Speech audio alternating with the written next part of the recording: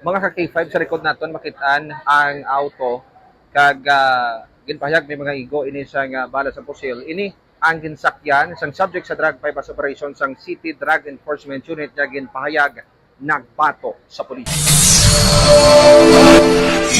Nagresulta sa Madinalagon ang Joint Drug Bypass Operation siyang City Drug Enforcement Unit kag Regional Drug Enforcement Unit 6. Apisar nga mapiligroso bangod niya ginapasoni, nagbato ang subject. Ang mga arestado mo sanday John Winston Porras alias Lucky, 29 anyos kag residente sa barangay Bala, Bagoharo.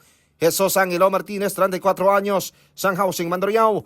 Kag Berna Villarosa, 25 anyos, sang barangay Bonilla, Mandurriao. Sa interview sang K5 News sa Family Wilo, kay Police Captain Ryan Christ Inot ang chief sa CDEO, nagistoryahan na niya main subject na si Porras kagang police po surveyor.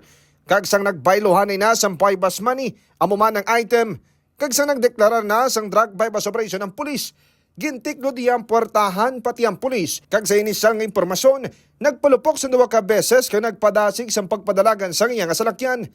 Tungod sa paghalong sa pulis sa kabuhi sa mga arestado, gin-target nila ang rida sa salakyan agud yung mag-flat, pero nalagyo sa gihapon kag sa portion sa barangay Bitoon Haro. Ginapasuni ginhaboy nila ang plastic sang parcel kag paper bag nga mayunod sang binolto bulto sang ginapatian sa buhok. Kag lakip na ang .45 caliber pistol. Tubtob nga nakadangat ang mga ini sa Iloilo Metro Hospital sa Tagbak Haro kag Tigayon nga nakordon sa kapulisan. Nagdangat sa napulo ka pugkos kag 6 ka selyado sang plastic sang ginapatian sa buhok.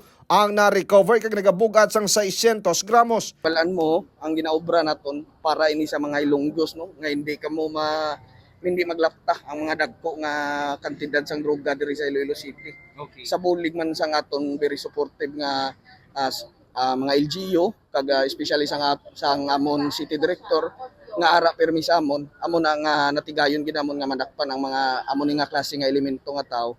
Kaso nga paglapas sa Comprehensive Dangerous Drugs Act of 2002 o kunang Republic Act 9165 ang nataranang ipasaka batok sa 3 ka mga arestado samtang dugang posible nga kaso ang ipasaka batok kay Porras ang mga violasyon sa Comelec Kanban o kunang Omnibus Election Code.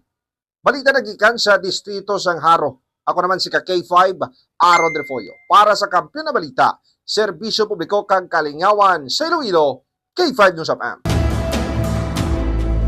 Ang ining balita ang ginadulong sa inyo sang DTX Coffee Mix. Himo sa natural nga sangka pareho sang amarkuso, chia seeds, sugared cane extract powder. DTX Coffee Mix. Nakakapi ka na, naka-detox ka pa. DTX Coffee Mix. Mabakal sa mga butika.